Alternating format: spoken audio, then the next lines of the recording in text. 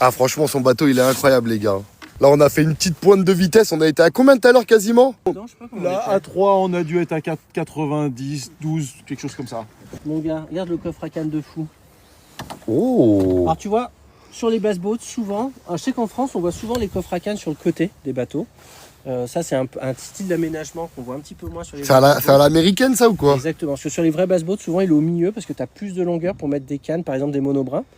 Et si Renault a sélectionné ce bateau-là, c'est qu'il fait partie de ces rares bass-boats en 17 pieds, c'est-à-dire c'est la longueur la plus... C'est pas très grand, 17 pieds pour un bateau. C'est pas très grand pour un bass-boat. Je suis même monté sur un Walleye 22 pieds, extraordinaire. Ouais. C'est un bateau extraordinaire. Ça va. Mais en France, c'est très grand, par exemple, pour passer les portes de péage, 22 pieds, ça commence à faire. Souvent, les Français, ils achètent 17-18 pieds, des trucs comme ça. Moi, je trouve que 16, c'est un peu court. J'en avais un, c'est un peu court.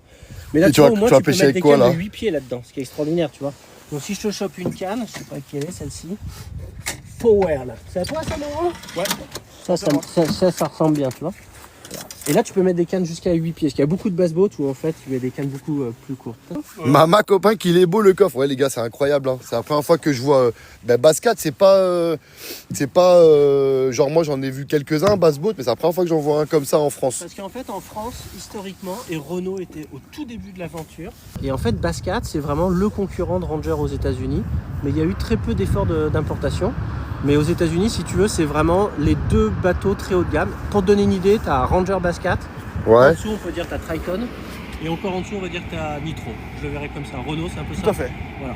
Et en fait, c'est vraiment des philosophies. Parce que si Ranger, c'est une très très grosse compagnie. Donc on va dire que c'est un peu comme si tu faisais des voitures de série.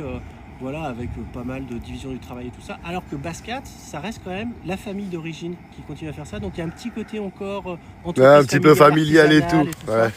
On bosse un peu à l'ancienne avec une grosse qualité de service. Bon, du coup, on a dit, on vise la perche là. Moi, j'ai envie de pêcher. Je prends quoi? Alors, attends, il y a perche, plutôt Broché. broché. là, mon On gars, va ouais. plutôt brocher bordure, on va faire les bordures.